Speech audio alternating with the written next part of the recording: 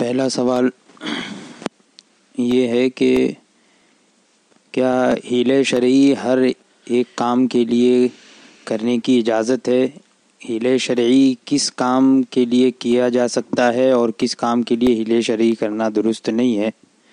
اس بارے میں کچھ عرض کرنا۔ دیکھیے، حیلہ شرعی، سب سے پہلے تو حیلہ شرعی کا معنی میں بتا دوں تاکہ جو لوگ حیلہ شرعی نہیں سمجھتے ہیں وہ سمجھ جائیں کہ حیلہ شرعی یہ ہے کہ زکوٰۃ یا فطرہ، صدقات واجبہ، تو زکوٰۃ فطری کے لیے تملیک فقیر ضروری ہے، یعنی جو زکوٰۃ کا مستحق ہے اس کو مالک بنانا اور اس کو قبضہ دینا، یہ ضروری ہے۔ اگر شرعی مستحق نہیں ہے، وہ شرعاً فقیر نہیں ہے اور اس کو دے دیا تو زکوٰۃ ادا نہیں ہوگی، یا دے دیا لیکن مالک نہیں بنایا تب بھی ادا نہیں ہوئی، یا مالک تو بنا دیا قبضہ نہیں دیا تب بھی ادا نہیں ہوگی۔ تو کیا ضروری ہے؟ تملیک فقیر، یعنی مال زکوٰۃ جو مستحق زکوٰۃ ہے اسے مالک کر کے قبضہ بھی دے دیں تو زکوٰۃ ادا ہوتی ہے۔ اب کچھ کام ایسے ہیں کہ وہ امور خیر سے ہیں، اچھے ہیں، لیکن ان کے لیے اب ادھر سرمایہ فراہم کرنا بڑا مشکل ہو جاتا ہے۔ پہلے جب اسلامی حکومتیں تھیں، بادشاہت تھی یا نواب حضرات ہوتے تھے تو ان کے وہاں سے دینی مدد کے لیے سرمایہ ہوتا تھا اور وہ لوگ اس کی امداد، اس کا تعاون کرتے تھے۔ لیکن جب اسلامی حکومت ختم ہوئی، نوابی دور ختم ہوا اور مدارس آبادی کے اعتبار سے بڑھنے لگے، اب یہ کیسے چلے؟ اس لیے کہ اگر زکوٰۃ ڈائریکٹ مدرسے میں لگائیں گے، تنخواہ دیں گے، یا مدرسے کی عمارت بنائی جائے یا مدرسے کے لیے کتابیں خریدی جائیں، مدرسین اور ملازمین کو تنخواہ دی جائے تو زکوٰۃ ادا نہیں ہوگی۔ اس لیے کہ زکوٰۃ کی ادائیگی کے لیے ضروری ہے کہ مستحق کو مالک بنایا جائے۔ تو ایسے موقع پر اب یہ حیلہ شرعی علماء نے رائج فرمایا کہ مال زکوٰۃ کسی مستحق کو مالک بنا کر دے دیا جائے، اس کے قبضے میں دے دیا جائے کہ تم اس کے مالک ہو۔ اب جب وہ مستحق جو زکوٰۃ کا ہے اس نے مال زکوٰۃ پر قبضہ کر لیا، مالک بن گیا وہ، تو اب زکوٰۃ ادا ہوگی۔ اب اس کی مرضی ہے، جہاں چاہے خرچ کرے، اپنے اوپر خرچ کرے، دوسرے کے اوپر خرچ کرے، چاہے مدرسہ بنوائے، مسجد بنوائے، اب اس کی مرضی پر ہے۔ تو ایسے کو دیا جاتا ہے اور اس کو مسئلہ بتا دیا جاتا ہے کہ دیکھو، تم کو مال زکوٰۃ دیں گے، تم اس کے مالک ہو، جیسا چاہو خرچ کرو۔ بہتر یہ ہے کہ تم مدرسے کو بھی دے دو تو مدرسہ بھی چلتا رہے گا، مسجد کو ضرورت ہے، اگر باقی لوگ وہاں کے غریب ہیں، اپنی پاک کمائی سے مسجد نہیں بنا سکتے تو وہاں بھی اس طرح کا حیلہ کر سکتے ہیں کہ وہ اپنی طرف سے مسجد کو دے دے، مدرسے کو دے دے، پل کی تعمیر ہے یا قبرستان کی زمین خریدنی ہے یا قبرستان کی باؤنڈری وغیرہ بنانی ہے، ایسے مواقع میں یہ امور خیر ہیں، یہاں وہ خرچ کرے تو اس کو اس خرچ کا ثواب ملے گا، تو مالک ہو گیا ہے۔ اب وہ مسجد بنائے گا تو مسجد بنانے کا ثواب، مدرسہ بنایا تو مدرسے کے ملازمین وغیرہ کو تنخواہ کے لیے دیا تو اب اس کو اس کا ثواب، اور جس نے زکوٰۃ دی ہے اس کو زکوٰۃ دینے کا ثواب ملتا ہے۔ تو یہ امور خیر کے لیے ہے، دینی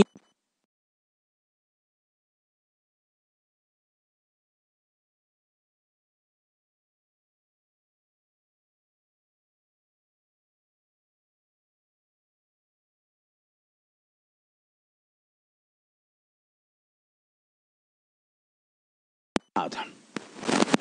سرکار نے فرمایا گوشت کے بارے میں کہ اس میں سے مجھے بھی دو، تو غالباً حضرت ام سلیم رضی اللہ تعالی عنہا کے وہاں کا واقعہ ہے، تو انہوں نے عرض کی حضور یہ صدقے کا ہے، ظاہر بات ہے صدقہ جو ہے سرکار یا سرکار کی آل کے لیے جائز نہیں.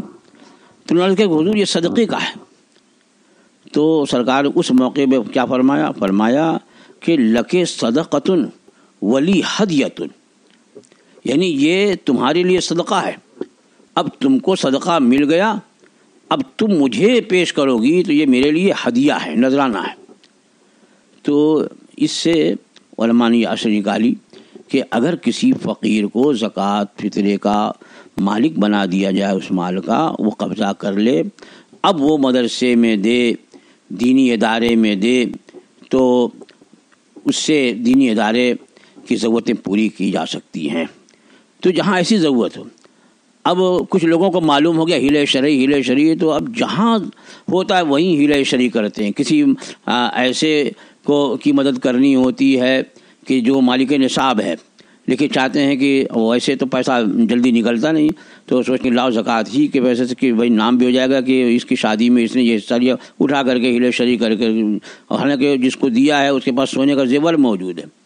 جبکہ جس کو زکوٰۃ کا مال دیا جائے تو وہ فقیر ہو شرعاً. فقیر کا مطلب یہ کہ اس کے پاس 52.5 تولہ چاندی یا اس کی قیمت 52.5 تولہ، یہ نہیں کہ کئی کلو ہو گئے، 52.5 تولہ مطلب 612 گرام. 612 گرام چاندی کی قیمت آج کل زیادہ 25,000 ہوگی، اس سے کم ہی ہوگی، زیادہ نہیں ہوگی. تو اب اتنی رقم جس کے پاس ہے، یا اتنے سامان کا حاجت اصلیہ کے علاوہ سامان بھی اتنی قیمت کا کسی کے پاس ہے، تو وہ شرعاً فقیر نہیں ہے، اس کو زکوٰۃ دے گا ادا نہیں ہوگی.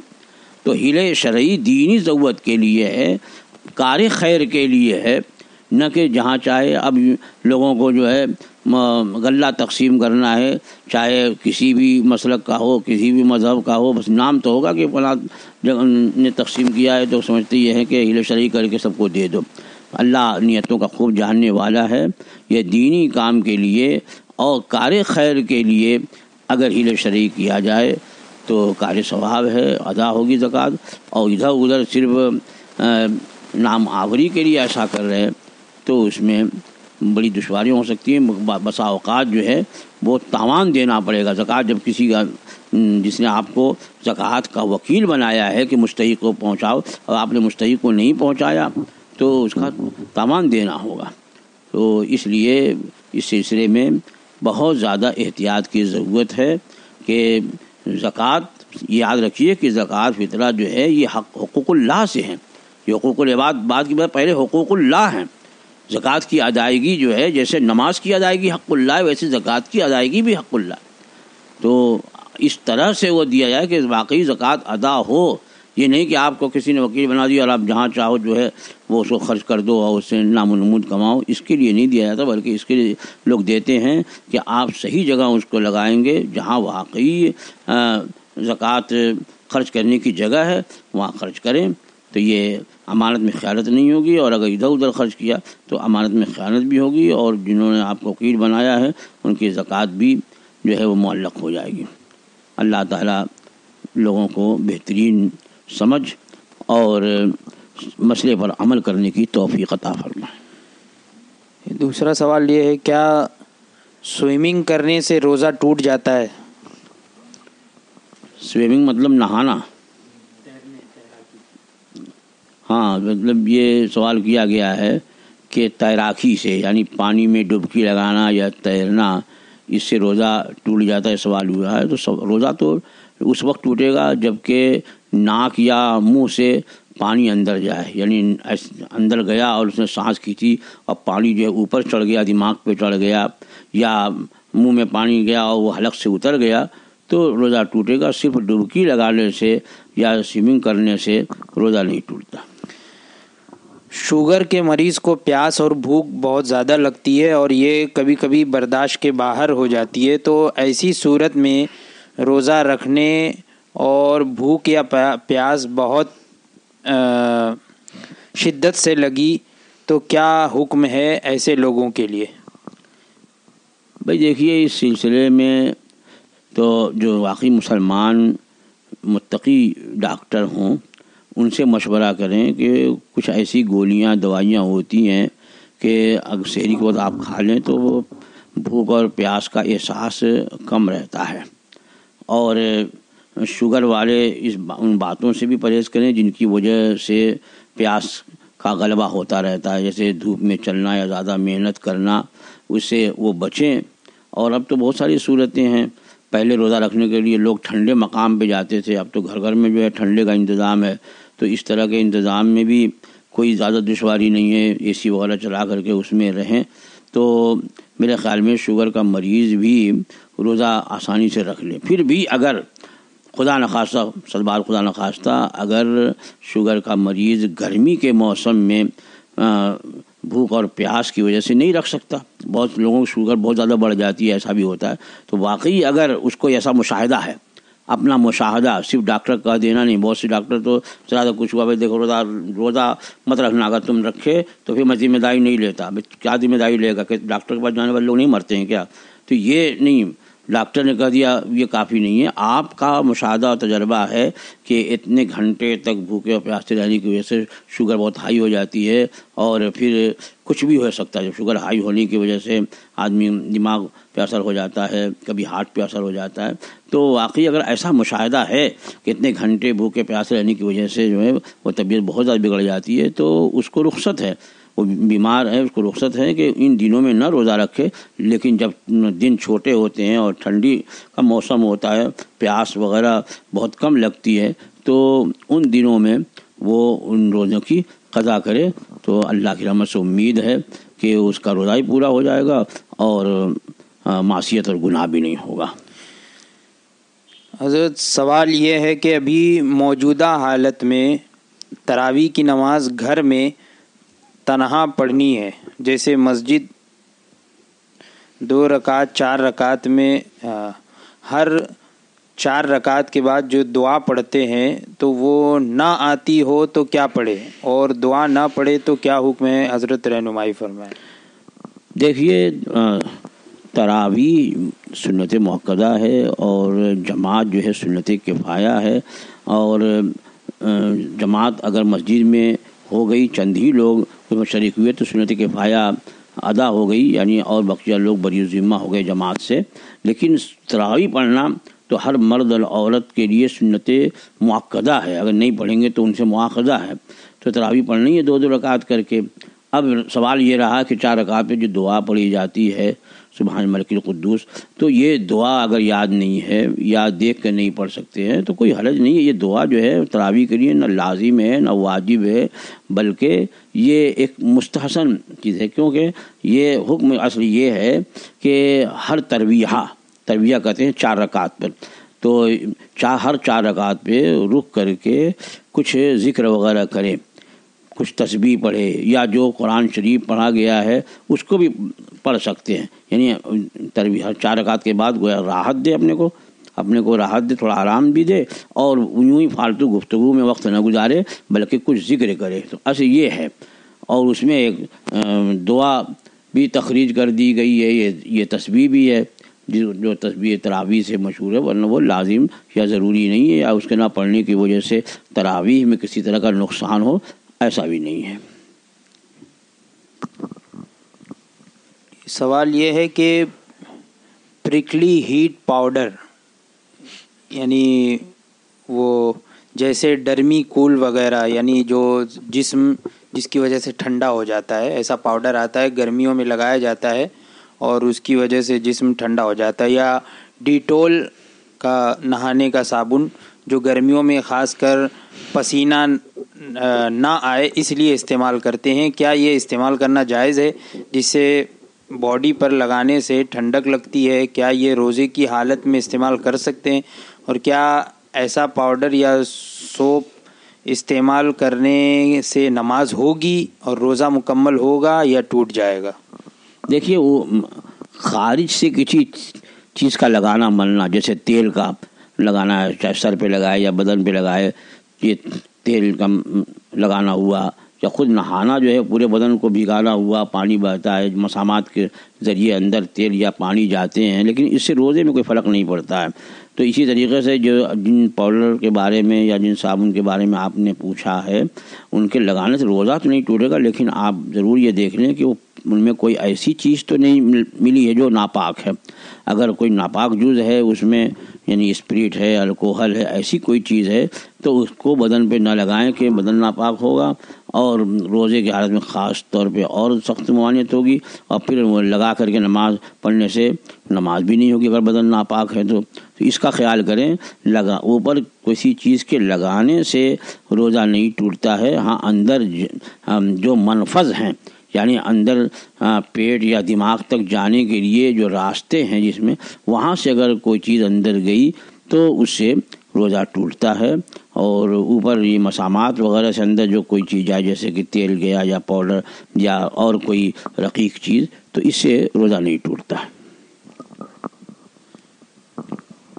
ساس سسر شوہر نمک مرچ میٹھا یہ کم زیادہ ہونے پر تانا کشی کرتے ہوں تو کیا روزے میں ہم جو بھی ڈش یا اسٹارٹرز بناتے ہوں تو ٹیسٹ کر سکتے ہیں؟ برائے کرم جواب عنایت کریں. دیکھیے، جہاں اجازت ہے چکھنے کی، تو اب آپ نے ٹیسٹ کا نام لیا ہے اور یا چکھنا، لیکن چکھنے کا معنی کیا ہے یہ پہلے سمجھ لیں، نہیں تو کہیں روزہ نہ ٹوٹ جائے. تو چکھنے کا معنی یہ ہے کہ جہاں واقعی مجبور ہے، شوہر بد مزاج ہے یا ساس بڑی چڑچڑی ہے کہ وہ جو ہے سب روزہ کھول رہے ہیں اور وہ شروع ہے بہو پر یا بیوی پر شوہر، تو اس ڈر کی وجہ سے کہ ایک تو محنت بھی کرے، کھانا بھی پکائے، اور بعد میں ڈرتی بھی رہے کہ کہیں کچھ سننا نہ پڑے، ذرا سا نمک تیز ہو گئی یا مرچ تیز ہو گئی تو اس وجہ سے اگر وہ زبان پر، یعنی زبان پر تھوڑا رکھتے ہیں تو فوراً جو ہے ذائقہ معلوم ہو جاتا ہے کہ نمک برابر ہے کہ نہیں برابر ہے، مرچ زیادہ ہے یا کم ہے. تو زبان پہ ایسے رکھ کے اور پھر پورا کا پورا تھوک دے. چکھنے کا وہ معنی نہیں ہے کہ 2-3 نوالا کھا لے اور ابھی نمک کا پتہ نہیں چلا، ایک اور نوالا کھا لوں تو پتہ چلے گا، وہ مطلب نہیں. وہ تو پھر وہ کفارہ بھی دینا پڑے گا روزے کا اس صورت میں. تو یہ چکھنے کا معنی خوب اچھی سے ذہن نشین رہے کہ جہاں چکھنے کی اجازت ہے بلا ضرورت چکھنا بھی مکروہ ہے، لیکن جو چکھنا جس کی اجازت ہے وہ یہ ہے کہ تھوڑا سا زبان کی نوک پہ رکھ کے اور فوراً اس کو تھوک دے کہ اس کا کوئی ذرہ بھی جو ہے حلق سے نیچے نہ اترے. تو یہ اس طرح سے اگر چکھ سکتے ہیں تب تو روزے کی حالت میں کریں، ورنہ پھر جو ہے وہ اللہ سے دعا کرتے رہیں کہ اللہ تعالیٰ بہتر کرے. لیکن روزہ توڑنے کا کوئی، اگر روزہ جس سے ٹوٹتا ہو ایسا کوئی عمل ہرگز نہ کرے. کیا عورت پر بھی زکوٰۃ فرض ہے؟ ایک عورت جس کے پاس 4 تولہ سونا ہے وہ اپنے مائکے کے لائی ہے، اور 3.5 تولہ سونا ہے جو اس کو اس کے سسرال والوں نے دیا ہے شادی میں. عورت کے پاس 11,000 کیش یہ مہر کی رقم بھی ہے. اب سوال یہ ہے کہ اس کا شوہر یہ کہتا ہے کہ 4 تولہ سونا پر زکوٰۃ اس عورت کو دینا ہے اور 3.5 تولہ سونے پر زکوٰۃ وہ خود دے گا. کیا شوہر کا یہ کہنا صحیح ہے؟ عورت کا یہ کہنا ہے کہ عورتوں پر زکوٰۃ فرض ہی نہیں ہے، اس کے سونے کی زکوٰۃ بھی اس کا شوہر ہی دے گا. رہنمائی فرمائیں. دیکھیے، اگر عورت کا یہ کہنا ہے کہ عورت پر زکوٰۃ فرض نہیں، اس کا مطلب یہ ہے کہ وہ ان پر جو ہے زکوٰۃ فرض نہیں ہوتی عورت ہونے کی وجہ سے، تو اس پر تو وہ توبہ کرے، اس لیے کہ یہ فرض قطعی ہے، اور جس طرح سے مردوں پہ فرض ہے ویسے ہی عورتوں پہ بھی فرض ہے. بس یہ ہے کہ بالغ ہوں اور مالک نصاب ہیں تو ان پر زکوٰۃ دینا فرض ہے. اب یہاں یہ کہا کہ میکے سے وہ 4 تولہ لے آئی اور اس کو جو مہر ملا، تو مہر کی بھی مالک جو ہے وہ عورت ہوتی ہے، اور جو سونا میکے سے لے آئی تو اس کی مالک بھی وہ عورت ہوتی ہے. تو اب 4 تولہ سونا اور 11,000 کیش، اس کی وجہ سے وہ مالک نصاب ہو گئی. اب جب وہ مالک نصاب ہے تو اسے 40واں حصہ یعنی 2.5% مثلا 1,000 ہے تو 1,000 میں 25 روپیہ، 1,00,000 ہے تو 1,00,000 میں 2,500 روپیہ یہ زکوٰۃ کا نکالنا اس پر فرض ہے. اور شوہر جس چیز کا مالک ہے، اس میں عام طور پر ہندوستان میں رواج یہ ہے کہ شوہر کے گھر والے جو زیور وغیرہ دیتے ہیں پہننے کے لیے، وہ پہننے کے لیے ہوتا ہے، اس کو بیوی کو مالک نہیں بناتا، نہ شوہر کی طرف سے وہ لوگ بہو کو مالک نہیں بناتے بلکہ پہننے کے لیے دیتے ہیں۔ تو اسی لیے وہ 3 یا 3.5 تولہ جو سسرال سے ملا ہے تو اس کا مالک شوہر ہے، اور شوہر جو ہے نصاب پوری ہوتی ہے تو اس کی وہ زکوٰۃ نکالے۔ لیکن اب یہاں یہ ہے کہ عورت کماتی نہیں، عورت باہر جاتی نہیں، اور عورت کے پاس کہاں سے روپیہ آئے گا، تو شوہر کو چاہیے کہ وہ اس کی مدد کرے اور جو جتنی زکوٰۃ ہوتی ہے وہ اس کو دے دے کہ لو تم اپنی زکوٰۃ نکال دو، تاکہ وہ فرض سے بھی سبکدوش ہو جائے اور مال کی بھی حفاظت ہو جائے۔ اس لیے کہ جس مال کی زکوٰۃ نہیں دی جاتی ہے تو وہی یا تو جلے گا یا چوری ہو جائے گا یا گم ہو جائے گا، تو اس کی مال بھی محفوظ ہو جائے کہ زکوٰۃ حدیث پاک میں ہے کہ زکوٰۃ دے کر کے اپنے مال کو محفوظ قلعے میں کر لو۔ تو زکوٰۃ کے ذریعے تو مال کی حفاظت ہوتی ہے۔ اب اس کے پاس زیور تو ہے لیکن روپیہ نہیں ہے، اور روپیہ ہے اگر اس کے پاس تو پھر شوہر کا انتظار نہ کرے، اس کے پاس روپیہ ہے تو وہ اس سے زکوٰۃ نکال دے، اور نہیں ہے تو شوہر سے نرمی سے کہے تاکہ اس فرض سے وہ بھی سبکدوش ہو سکے، اور شوہر کو بھی چاہیے کہ اس کی بیوی ہے وہ اس کے لیے آسانی پیدا کرے اور اسے دے دے، یا اس سے پوچھ لے بھائی کہ تمہاری زکوٰۃ اتنی ہوتی ہے میں نکال دوں، وہ اجازت دے دے تو یہ چونکہ عبادت مالیہ ہے تو دوسرا بھی اس کی اجازت سے اسے ادا کر سکتا ہے، تو اس طرح سے کر لے تو زکوٰۃ ادا ہو جائے۔ کیا ضرورت مند غریب مسکین اور مستحق شخص یا عورت کو زکوٰۃ دے سکتے ہیں؟ اگر وہ 24 نمبر ہو یا پھر دیوبندی وہابی کوئی بھی ہو، یا پھر اس کے بارے میں معلوم نہ ہو کہ کون ہے۔ ویسے ہندو غریب عورت کو دینا یہ کیسا ہے جس کے چھوٹے چھوٹے بچے ہوں، انسانیت کے ناطے، کیونکہ وہ بھی تو اللہ کے بندے ہیں، تو کیا سنی ضرورت مند غریب کو ہی زکوٰۃ دینا ضروری ہے؟ ایسا کہاں لکھا ہے؟ دیکھیے، زکوٰۃ کی ادائیگی کے لیے یا صدقات واجبہ کی ادائیگی کی جیسا میں نے بتایا کہ تملیک فقیر ضروری ہے، اور اس فقیر کا سنی صحیح عقیدہ مسلمان ہونا ضروری ہے، اس لیے کہ مسلمان تو سنی صحیح عقیدہ ہوگا وہی ہوگا، اور جو بدعقیدہ ہوگا جس کے عقائد کفریہ ہوں گے تو عقائد کفریہ ہونے کی وجہ سے وہ مسلمان کیسے رہے گا؟ تو مسلمان ہو اور مستحق زکوٰۃ ہو۔ اور یہ پوچھنا کہ یہ کہاں لکھا ہے، تو بھائی قرآن مجید میں جہاں تعریف قلب کے لیے زکوٰۃ کا حکم تھا تو حضرت سیدنا ابوبکر صدیق رضی اللہ تعالی عنہ کے دور میں تعریف قلب کا حکم یہ منسوخ ہو گیا۔ حضرت سیدنا صدیق اکبر رضی اللہ تعالی عنہ، حضرت سیدنا فاروق اعظم رضی اللہ تعالی عنہ ادھر توجہ دلائی، اس زمانے میں منسوخ ہوا، اور تمام صحابہ کرام رضوان اللہ تعالی علیہم اجمعین کا اس پر اجماع ہے، اور اجماع صحابہ سے انکار یہ کفر ہے۔ تو اس پر اجماع ہے کہ تالیف قلب کے لیے اگر غیر مسلموں کو پہلے زکوٰۃ دی جاتی تھی تو وہ منسوخ ہو گئی، وہ نہیں دی جائے گی۔ تو جب تالیف قلب کے لیے نہیں دی جائے گی تو اور کسی کام کے لیے بھی زکوٰۃ نہیں دی جائے گی، اگر دی جائے گی تو زکوٰۃ ادا نہیں ہوگی۔ اور یہ جو ہے جتنی بھی کتابیں ہیں فقہ کی مشہور و معروف کتابیں ہیں ان میں یہ مسئلہ آپ کو مصرح مل جائے گا کہ فقیر وہی ہوگا جو کہ مومن ہو، مسلمان ہو، چاہے وہ عورت ہو، چاہے مرد ہو، چاہے بالغ ہو، نابالغ ہو، اور مستحق زکوٰۃ ہو، یعنی شرعاً فقیر ہو۔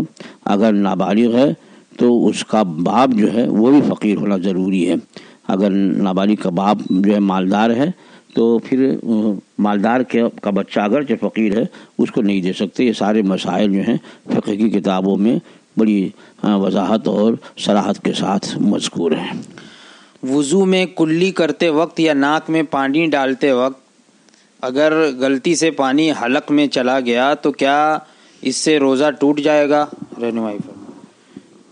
ہاں، اگر کلی کرتے وقت یا نہاتے وقت حلق سے پانی اتر گیا تو روزہ ٹوٹ جائے گا، لیکن اب یہ مطلب نہیں کہ اعلانیہ کھاتا پھرے، بلکہ وہ روزے دار ہی کی طرح سے رہے اور بعد میں اس روزے کی قضا کرے، کیونکہ قصداً اس نے پانی نہیں پیا ہے بلکہ وہ کلی کرتے وقت یا نہاتے وقت چلا گیا ہے، تو اس وجہ سے روزہ تو ٹوٹا لیکن اس پر قضا لازم ہوگی، کفارہ لازم نہیں ہوگا۔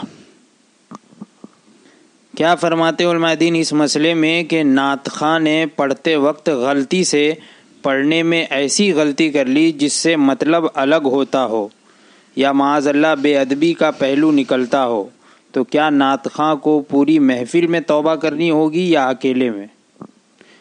دیکھیے، جیسا گناہ جیسی غلطی ویسی توبہ۔ اگر کسی نے خفیہ طور پر کوئی گناہ کیا ہے تو حدیث پاک میں ہے کہ اس کی توبہ بھی خفیہ ہو، پوشیدہ طور پر ہو۔ اگر کسی نے اعلانیہ گناہ کیا ہے، اعلانیہ غلطی کی ہے، تو اس کی توبہ بھی اعلانیہ ہو۔ تو توبۃ السر بالسر، یہ حدیث پاک میں ارشاد فرمایا کہ جو پوشیدہ گناہ ہے تو اس کی توبہ بھی پوشیدہ ہے، اور جو اعلانیہ ہے تو اس کی توبہ بھی اعلانیہ ہے۔ اور ظاہر بھی یہی ہے کہ اب لوگوں کے سامنے اس نے گناہ کیا، اگر خفیہ طور پر توبہ کرے، انہیں کیسے معلوم ہوگا کہ وہ جو غلطی کی اور جو گناہ کیا اس کی وہ توبہ کر چکا؟ وہ تو پھر اسی سے مورد الزام ٹھہرائیں گے کہ وہ اس نے یہ کہا یہ پڑھا، لہٰذا اسی طرح کے مجمع میں توبہ کرے تاکہ اس پر اس طرح کا الزام بھی نہ ہو اور اس کی توبہ بھی صحیح ہو۔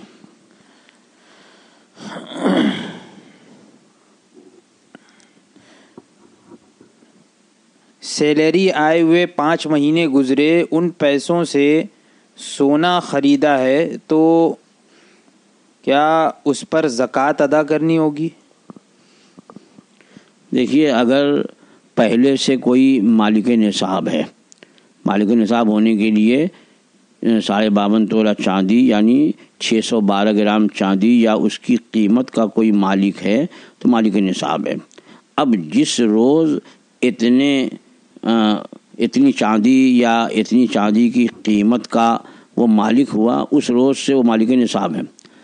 اب جب 1 سال پورا ہوگا، اگلے سال اسی دن اس پر زکوٰۃ فرض ہوگی، جس کو حولان حول کہتے ہیں۔ اب اس بیچ میں جتنا بھی مال اس جنس کا آیا اس کو اسی میں ضم کریں گے۔ مثلا مالک نصاب ہے اور اب اسے کچھ سونا ملا، اسے کچھ چاندی ملی یا اسے کچھ کیش ملا، یہاں تک کہ سال پورا ہونے سے کچھ پہلے اسے کچھ مل گیا، تو ان سب کو اسی میں ایڈ کرے گا۔ ایسا نہیں کہ الگ سے ہر ایک کا جو ہے وہ سال جوڑا جائے گا، بلکہ مالک نصاب جو بھی نصاب آئے گی اسی میں ضم ہوتی جائے گی، اور سال پورا ہوگا تو اس کی زکوٰۃ نکالیں گے۔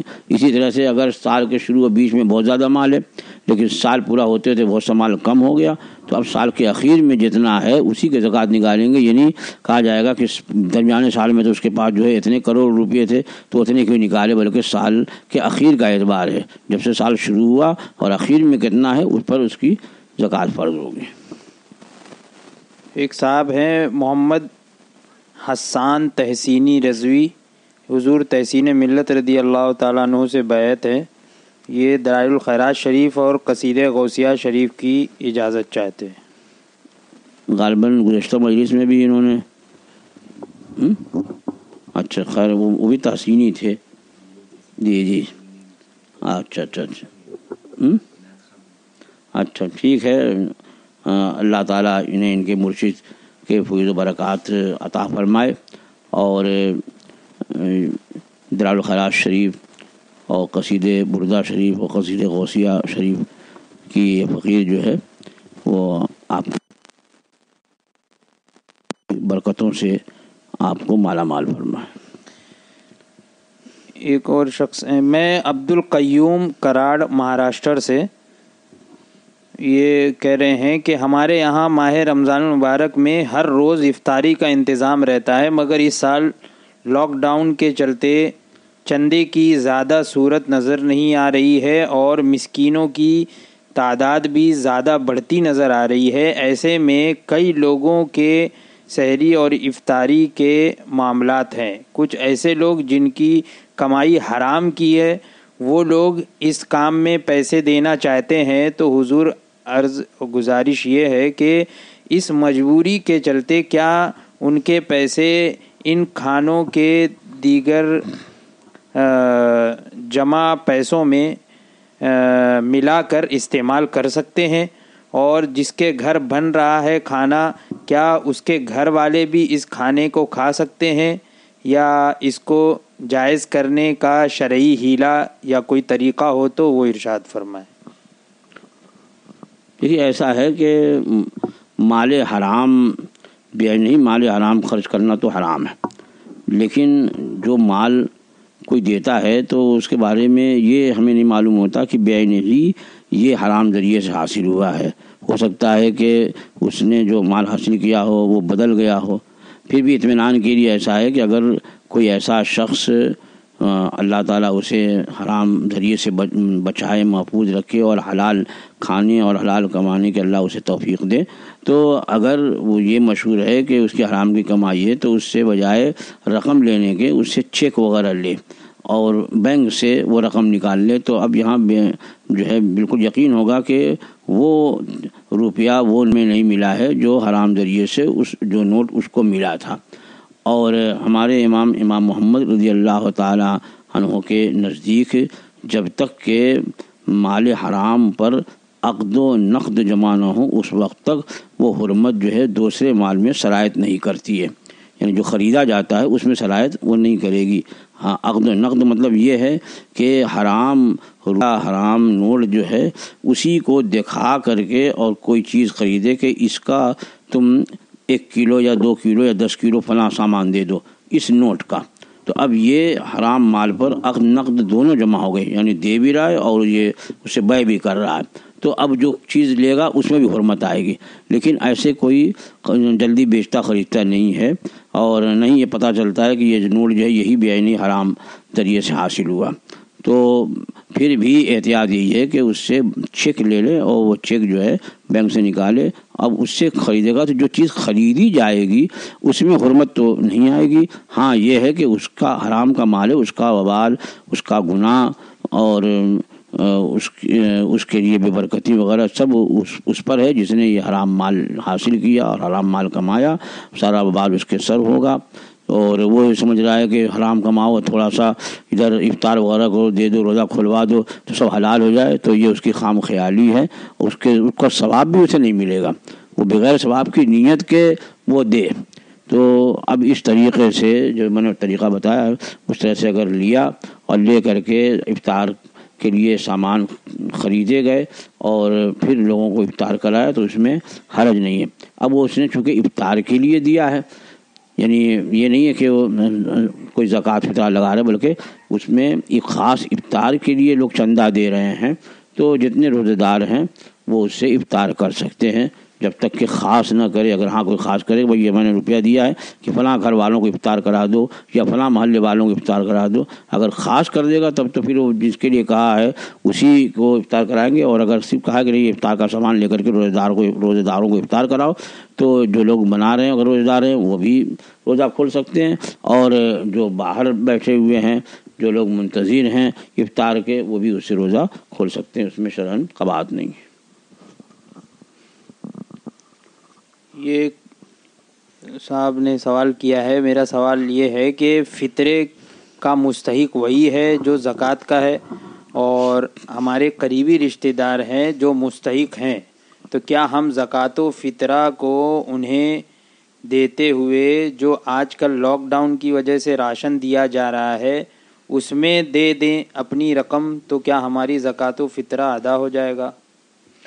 بھائی زکوٰۃ کی رقم سے آپ راشن بھی خرید سکتے ہیں، اور بھی کھانے پینے کی چیزیں خرید سکتے ہیں، کپڑے بھی خرید سکتے ہیں، کوئی ضروری نہیں ہے کہ روپیہ ہی جو ہے وہ زکوٰۃ و فطرے میں دیا جائے، بلکہ اتنی مالیت کی چیز بھی خرید کر کے دیتے ہیں۔ بس ضروری یہ ہے کہ جو مستحق ہو اسی کو دے، جو مستحق نہیں ہے، یا آج کل عام طور پر یہ چلا ہوا ہے کہ بھائی کسی کو بھی دے دیا جائے، مسلم غیر مسلم چاہے بد مذہب بدعقیدہ جو بھی ہو، دے دو انسانیت کے ناطے، تو اس سے زکوٰۃ ادا نہیں ہوگی۔ راشن خرید کے دیں چاہے کوئی اور چیز، بلکہ جو مستحق ہیں سنی مسلمان، سنی سبیل عقیدہ مسلمان، انہیں ہی زکوٰۃ وغیرہ کی رقم دیں یا زکوٰۃ وغیرہ کی رقم کا سامان خرید کے جو ان کی ضرورت کے مطابق ہے وہ دیں تو بہت بہتر ہے۔ یہ ایک صاحب ہیں کرناٹک سے، انہوں نے کہا ہے کہ مجھے نکاح کرنا ہے، میں چاہتا ہوں کہ مجھے دیندار لڑکی ملے، تو میں کیا عمل کروں جو اچھی دیندار کے یہاں رشتہ ہو؟ دیکھیے اس کے سب سے اچھی چیز تو ہے کہ آپ جو ہیں وہ نیک بیوی کے لیے اللہ کی بارگاہ میں اس کے محبوبوں کے وسیلے واسطے سے دعا کریں، اور ایک عمل بھی ہے کہ تازہ وضو کر کے تنہائی میں 2 رکعت نفل نماز پڑھیں اور 100 مرتبہ یا لطیفو پڑھیں۔ اللہ کے اسماء الحسنی میں سے ہے لطیفو، تو یا لطیفو پڑھ کر کے اور دعا کیا کریں، ایسا بار بار کریں، اور اس طریقے سے انشاءاللہ جو قرآن مجید میں جو آیتیں اس طرح کی دعاؤں کی وارد ہوئی ہیں انہیں بھی اپنے اولاد و وظائف میں رکھیں، تو امید ہے اللہ کی رحمت سے کہ اچھی جگہ رشتہ ہوگا۔ ایک صاحب نے یہ سوال کیا ہے کہ میرا ایک دوست ہے جو مدرسے میں پڑھتا تھا، اس نے اپنے استاد سے غلط معاملہ کر لیا، یعنی اس کے اور اس کے استاد کے بیچ یہ معاملہ ہوا تھا کہ اس کے استاد کا رول تھا کہ کلاس میں اسٹوڈنٹ 2 زانو بیٹھے لیکن وہ 4 زانو بیٹھتا تھا۔ اس کے استاد نے اس کو دیکھ لیا اور کہا کہ نالائق، کلاس کے باہر نکل جاؤ، اور وہ غصے میں باہر نکل گیا۔ 2 دن بعد اس کو اس کی غلطی کا احساس ہوا تو اس نے اپنے استاد سے معافی مانگی اور اس کے استاد نے اس کو معاف بھی کر دیا، تو کیا اس کی توبہ اور معافی ہو گئی؟ حضرت جواب عنایت فرمائیں۔ اگر واقعی اس نے دل سے معافی مانگی اور استاد نے معاف کر دیا تو اب ہے، اور اس سے توبہ استغفار بھی وہ کرے، اس لیے کہ استاد کا درجہ جو ہے وہ باپ کے برابر ہے، کہ یہ بھی روحانی باپ ہوتا ہے، اور اس سے سخت کلامی یا کوئی ایسا عمل کہ جو اس کے حکم کے خلاف ہو یا اس کے مزاج کے خلاف ہو اس سے بچا جائے۔ اور یہ اچھی بات ہے کہ اس نے جو ہے 2 دن کے بعد ہی صحیح اپنے استاد سے معافی مانگ لی اور استاد نے بھی معاف کر دیا، تو اب استاد کی خدمت کرے تاکہ وہ استاد اس سے خوش رہے۔ پیشاب کرنے کے بعد قطرے گرتے ہیں اور کافی دیر تک گرتے ہیں اور یہ تکلیف کافی ٹائم سے ہے، تو اب کپڑے پہ نہ لگ جائے اس لیے میں ٹیشو پیشاب کی جگہ تھوڑا اندر رکھ دیتا ہوں تاکہ ٹیشو سوکھ لے، کیونکہ کافی دیر تک گرتے ہیں، تو وضو کرنے کے بعد نکل گئے تو وضو ٹوٹ جائے گا اور کپڑا بھی ناپاک ہو جائے گا۔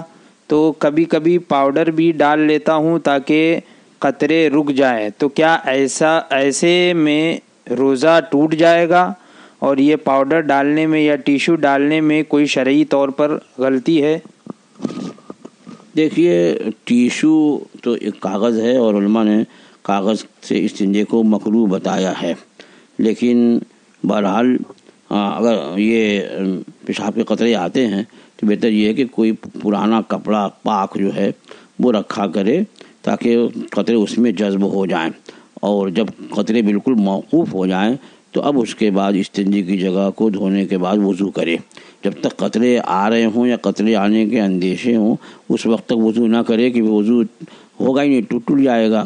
تو جب بالکل قطرے موقوف ہو جائیں اور اب اس کے لیے پاؤڈر کی جو صورت ہے، تو اب پاؤڈر سے بھی اگر قطرے نہیں آتے اس کے بعد تو وضو نہیں ٹوٹے گا، اور اس کے بعد بھی قطرے آتے ہوں گے تو وضو ٹوٹے گا۔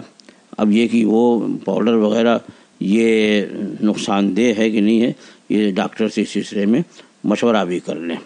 بہرحال جب قطرے موقوف ہو جائیں تو اس کے بعد وضو کریں اور وضو کر کے نماز پڑھیں۔ یہ آخری سوال ہے کہ حضرت ابھی لاک ڈاؤن میں اکیلے میں تراویح کیسے پڑھے جبکہ کچھ ہی سورہ یاد ہے؟ کون کون سی سورہ یاد کرنی ہے تراویح کے لیے؟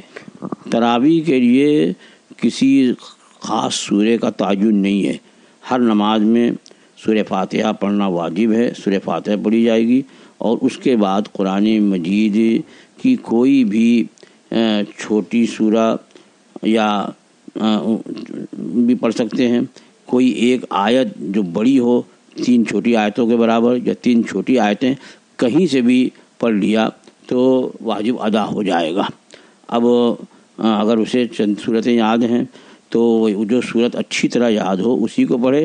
ہاں، وہ جو علماء نے فرمایا ہے کہ اگر صورتوں سے تراویح پڑھتا ہے تو علم تر کیف سے والناس تک پڑھے، 2 مرتبہ پڑھنے 20 رکعت ہوگی، تو وہ آسانی کے لیے فرمایا، اس لیے کہ بسا اوقات 20 رکعت پڑھنا ہے تو آدمی حساب نہیں لگا پاتا، بھول جاتا ہے کہ میں نے 16 پڑھی کہ 18 پڑھی کہ 12 پڑھی، اس طرح سے کبھی کنفیوز ہوتا ہے وہ۔ تو یہاں یہ ہے کہ اب 10 صورتیں ہیں اور 10 جو عموماً لوگوں کا ازبر ہوتی ہیں، تو یہ یاد رہے گا کہ ہاں بھائی ابھی میں نے یہ سورہ پڑھی تھی، اس کے بعد یہ سورہ پڑھنی ہے، پھر یہ سورہ پڑھنی ہے، اس طرح سے ناس جب پڑھا تو اس کو یہ ہو گیا کہ اب 10 ہو گئی ہے، پھر اس کے بعد پھر علم تر کیف سے شروع کر کے پھر ناس پر پہنچا تو اب اس کو یقین ہو جائے گا کہ یہ 20 رکعت ہو گئی ہے۔ اس لیے آسانی کے لیے وہ علم تر کیف سے وہ ناس تک کا، ورنہ کہیں سے بھی آپ قرآن مجید جو بھی یاد ہے آپ چھوٹی 3 آیتوں کے برابر پڑھ لیں تو واجب ادا ہو جائے گا۔ ایک بڑی آیت، اور ایک بڑی آیت جو ہے وہ 30 حروف، یعنی بڑی آیت کا مطلب یہ نہیں کہ پورے صفحہ کی آیت تو بڑی آیت کہلائے گی، بلکہ کم از کم 30 حروف پر مشتمل ہو تو یہ بڑی آیت ہے۔ تو اس طرح سے آپ یاد کر کے اور اس کو پہلے سے ذہن میں رکھ لیں کہ پہلی رکعت میں مجھ کو یہاں سے یہاں تک پڑھنا ہے، دوسری رکعت میں یہاں سے یہاں تک پڑھنا ہے، 2 رکعت ہو گئی، پھر اسی طریقے سے 3 اور 4 میں فلاں جگہ پڑھنا ہے۔ یہ پہلے سے متعین کر لیں گے آپ تو اس سے کیا ہوگا کہ شمار کرنے میں آسانی ہوگی۔ جب میں سوال جمع کر رہا تھا یہ تو اس میں ایسی ایک سوال یہ بھی آیا تھا کہ مجھ کو صرف 4 آیتیں یاد ہیں، 4 سوریں یاد ہیں، تو میں اسی میں تراویح پڑھ سکتا ہوں؟ ہاں، ابھی انہوں نے پوچھا کہ کوئی سوال آیا ہے کہ مجھے صرف 4 صورتیں یاد ہیں، تو 4 صورتیں یاد ہیں تو انہیں کو آپ پڑھ لیں۔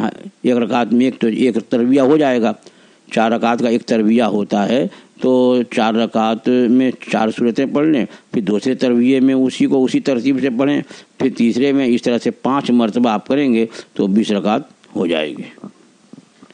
یہ محمد دانش قادری جو کہ حضور تاج الشریعہ سے مرید ہے، یہ قصیدہ غوثیہ کی اجازت چاہتے ہیں، اور ثنا فاطمہ رضویہ، سبحانہ فاطمہ رضویہ، احمد رضا، لبنہ فاطمہ رضویہ، یہ بھی حضور تاج الشریعہ سے مرید ہیں۔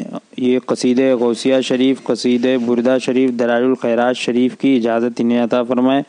اور صوبیہ فاطمہ رضویہ، مہک فاطمہ رضویہ، محمد حسین، یہ حضور علامہ اسجد رضا خان مدث اللہ العالی سے مرید ہیں، انہیں بھی قصیدہ غوثیہ شریف، قصیدہ بردہ شریف اور دلائل الخیرات شریف کی اجازت عطا فرمائے۔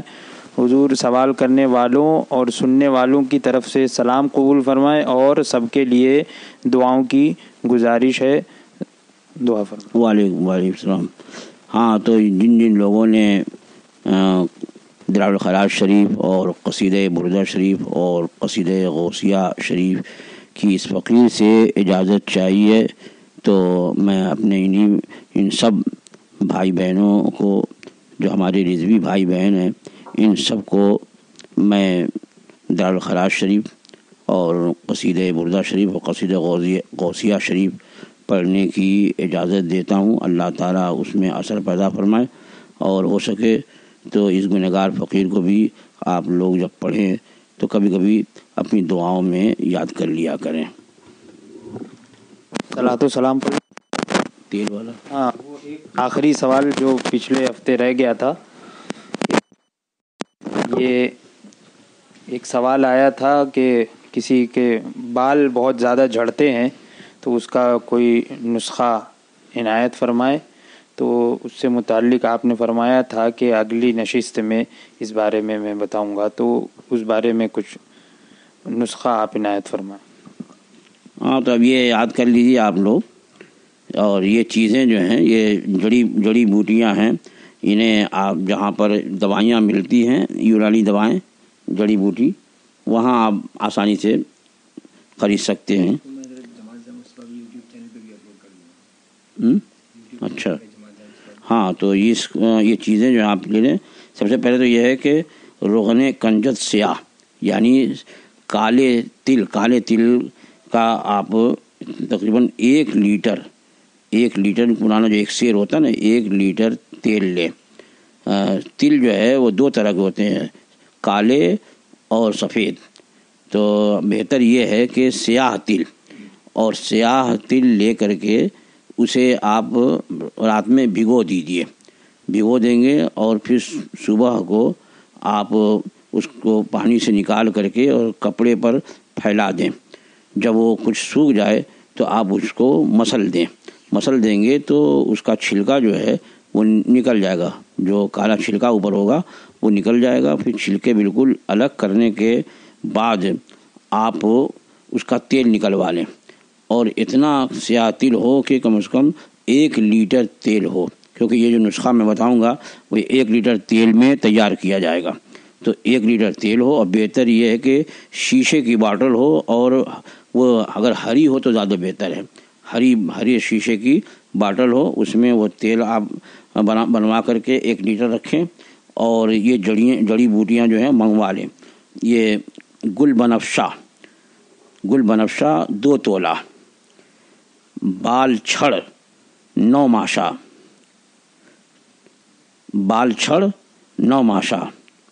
چھڑیلا 9 ماشا، کشت شیریں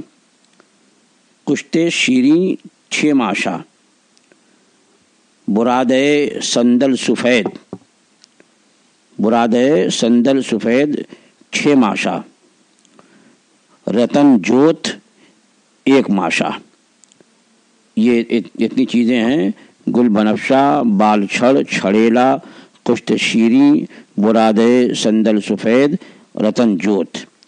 یہ چیزیں جو ہیں جب آپ وہ تل کا تیل نکالیں گے، کالے تل کا تیل نکلوا کر کے، اور 1 لیٹر ہو، اور اسی باٹل میں یہ سب جتنا لکھوایا ہے یہ اس میں ڈال دیں. اور ڈال کر کے اور اوپر سے بند کر کے اس کو دھوپ میں رکھیں. ابھی آج کل تو تیز دھوپ ہوگی، مئی جون میں خوب تیز دھوپ ہوگی، تو اس دھوپ میں آپ رکھیں تاکہ دھوپ سے وہ اس کا عرق جو ہے وہ منتقل ہو تیل میں. تو جب عرق منتقل ہو جائے تیل میں تو اب اس میں نکالنے کی ضرورت نہیں کہ اب یہ اسی میں رہنے دیں گے، یہ جڑی جتنی بھی ہے اسی میں رہیں، اور اب اس سے نکال کر کے آپ استعمال بھی کرتے رہیں. تو انشاءاللہ العزیز اللہ جل وعلا کی رحمت سے امید ہے کہ بال گرنا بند ہوگا اور جڑیں مضبوط ہوں گی. اور بال اگر سفید ہونے والے ہوں گے تو انشاءاللہ العزیز سفیدی رک جائے گی. ہاں بتائیں نا، آدمی بتائیں کہ ہرے رنگ کی شیشی ہو، 1 لیٹر تیل جو تل کا ہوگا وہ ہرے رنگ کی شیشی میں ہو.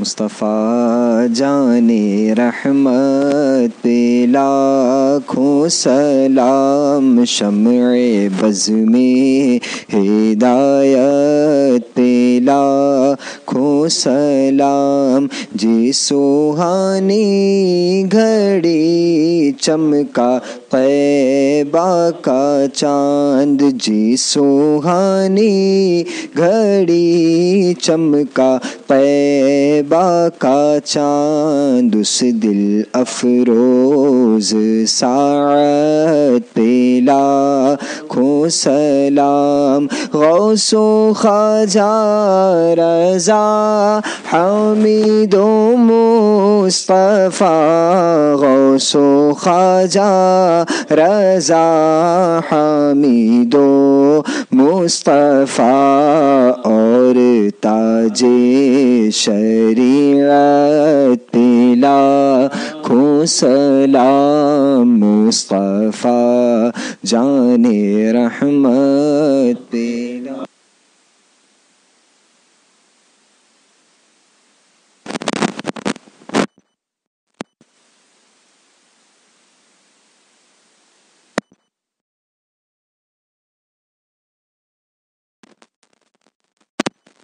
علیک یا حبیب اللہ والصلاة والسلام علیک یا خیر خلق اللہ وعلی آلک واصحابک یا رسول اللہ صلی اللہ تعالی علیہ وسلم. اللہم صل علی سیدنا مولانا محمد صلاۃ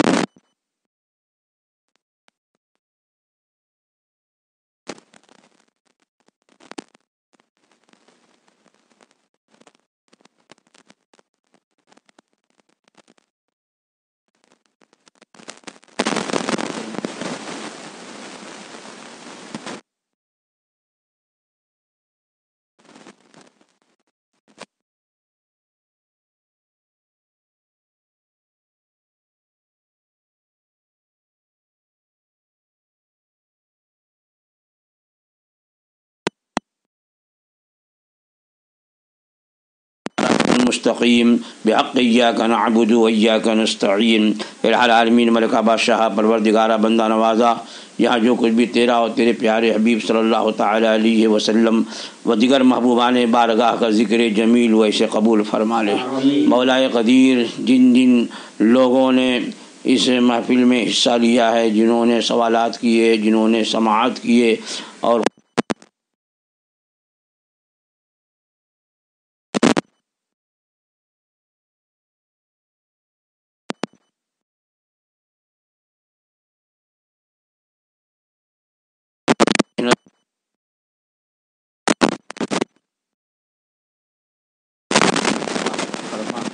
پروردگار عالم ہم سب کی دعاؤں کو قبول فرما. ہم سب کے حق میں دنیا اور آخرت کے لحاظ سے جو بہتر ہے وہ عطا فرما. الہ العالمین، آج جو حالات ہیں پروردگارہ ان حالات کو ہمارے موافق فرما دے. جلد سے جلد یہ ساری دشواریاں جو ہیں وہ دور ہو جائیں.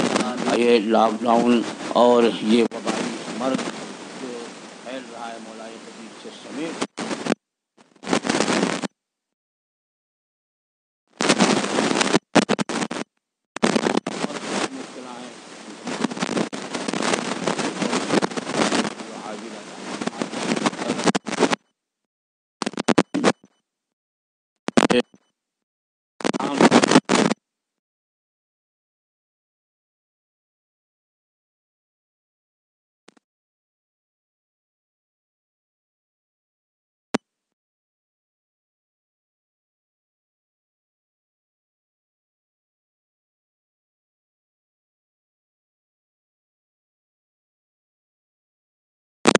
نحال فرما دے. اس کے روزوں کو ہمارے لیے آسان فرما اور اس کی راتوں میں قیام کرنے کے ہمیں توفیق عطا فرما. زیادہ سے زیادہ اس مہینے میں عبادت کی توفیق عطا فرما. ہم سب کی نیکیوں، عبادتوں، روزوں، صدقاتوں، خیراتوں، زکوٰۃ کو قبول فرما. الہ العالمین، ریا اور سما اور ہر طرح کے دکھاوے سے ہمیں بچا. ہمارے عمل میں اخلاص پیدا فرما دے. جن جن لوگوں نے جن مقاصد کے لیے دعاؤں کی درخواست کی مولا ان تمام لوگوں کے جائز مقاصد میں کامیابی عطا فرما. الہ العالمین، ہم تمام لوگوں کو مسلک حق، مسلک اہل سنت جسے پہچان کے لیے اس زمانے میں مسلک اعلیٰ حضرت کہتے اسی سچے مسلک پہ قائم رکھ. اسی سچے مسلک کا خادم بنا. اسی سچے مسلک پہ ہمیں موت نصیب فرما اور اسی سچے مسلک کے ماننے والوں کے ساتھ ہمارا حشر فرما.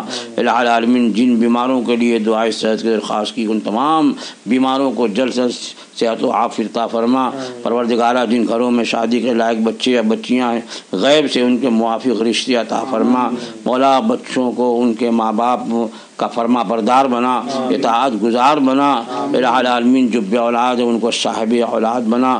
بچیوں کے نصیبوں کو بلند فرما اور ہر ایک کو خیر و عافیت عطا فرما. اللہم ربنا تقبل منا انک انت السمیع العلیم وتب علینا انک انت التواب الرحیم. مولا، جماعت رضائے مصطفیٰ جو مسلک اعلیٰ حضرت کی ترویج و اشاعت میں سرگرم ہے، الہ العالمین اس کے تمام ذمہ دار حضرات کو بہترین عمل کی توفیق عطا فرما اور ان کی کوششوں کو، ان کے کار خیر کو قبول فرما اور انہیں خوب ترقی عطا فرما. انہیں قوت بازو عطا فرما اور ان کے اندر اخلاص پیدا فرما. اللہم ربنا تقبل منا انک انت السمیع العلیم وتب علینا انک انت التواب الرحیم. وصلی اللہ تعالی علی خیر خلقہ ونور عرشہ سیدنا ومولانا محمد وآلہ واصحابہ وذریاتہ وآل بیتہ اجمعین برحمتک یا ارحم الراحمین. حق لا الہ الا اللہ.